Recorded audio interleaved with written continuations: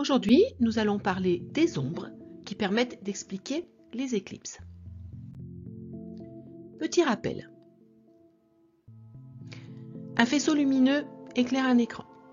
On place une boule opaque entre les deux, apparaissent deux zones d'ombre, l'ombre propre sur la boule, l'ombre portée sur l'écran, et entre les deux, le cône d'ombre.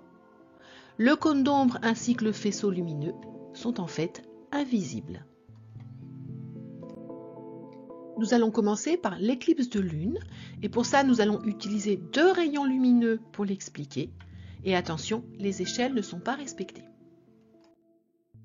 L'éclipse de lune a lieu quand le soleil, la Terre et la lune sont parfaitement alignés, la Terre étant entre le soleil et la lune. Nous allons tracer deux rayons lumineux, les rayons tangents à la fois au soleil et à la Terre. Il va apparaître le cône d'ombre de la Terre, l'ombre propre de la Terre et l'éclipse de lune, c'est ni plus ni moins que la lune qui passe dans le cône d'ombre de la Terre. Vous allez bien observer l'image et dire si les affirmations suivantes sont vraies ou fausses. L'éclipse de lune s'observe toujours de nuit. Vrai, faux ou ça dépend?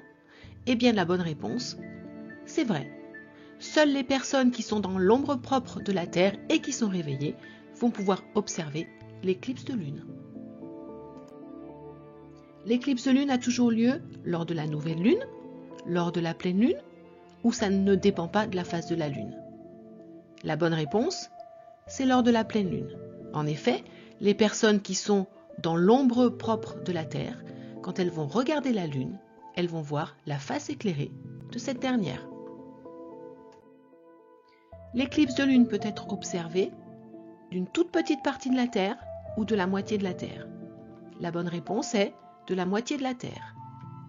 Toutes les personnes qui sont dans l'ombre propre de la Terre vont pouvoir observer l'éclipse de lune. Nous allons maintenant passer à l'éclipse du soleil. On va utiliser également deux rayons pour l'expliquer et les échelles sont à nouveau non respectées. Pour que l'éclipse du soleil ait lieu, il faut que le soleil, la lune et la Terre soient parfaitement alignés, la lune se trouvant entre le soleil et la Terre. Pour comprendre le phénomène, on va tracer les deux rayons lumineux tangents à la fois au soleil et à la lune. On a donc l'ombre propre de la lune, le cône d'ombre de la lune, et sur la Terre, l'ombre portée de la lune, elle est toute petite, et c'est ceux qui sont dans cette ombre portée qui peuvent voir l'éclipse du soleil. L'éclipse du soleil doit toujours être observée avec des lunettes de protection. L'éclipse du soleil, c'est la lune qui passe exactement devant le soleil. Quand la lune cache complètement le soleil, il fait nuit. On peut alors enlever les lunettes de protection. Ça dure quelques minutes. Il faut absolument remettre les lunettes de protection lorsque la lune s'écarte du soleil.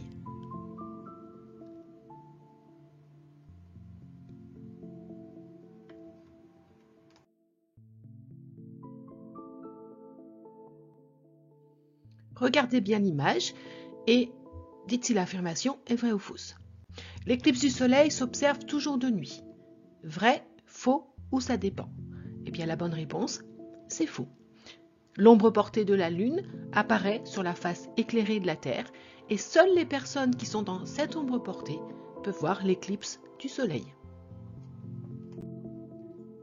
L'éclipse du soleil a toujours lieu lors de la nouvelle lune, lors de la pleine lune, ou ça ne dépend pas de la phase de la lune?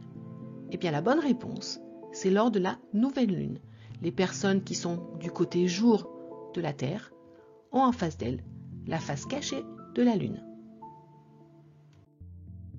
L'éclipse du soleil peut être observée d'une toute petite partie de la Terre, de la moitié de la Terre. La bonne réponse est d'une toute petite partie de la Terre. En effet, seules les personnes qui sont dans l'ombre portée vont pouvoir observer l'éclipse du soleil. Pourquoi l'éclipse totale du soleil ne dure que quelques minutes? Car la Terre tourne autour du soleil, car la lune tourne autour de la Terre, ou car la Terre tourne sur elle-même? Eh bien la réponse, c'est la Terre tourne sur elle-même. On voit bien sur l'animation que la Terre tournant sur elle-même, l'ombre portée de la Lune se déplace à la surface de la Terre. J'espère que vous avez tout compris et je vous dis à bientôt sur une nouvelle vidéo avec Mini.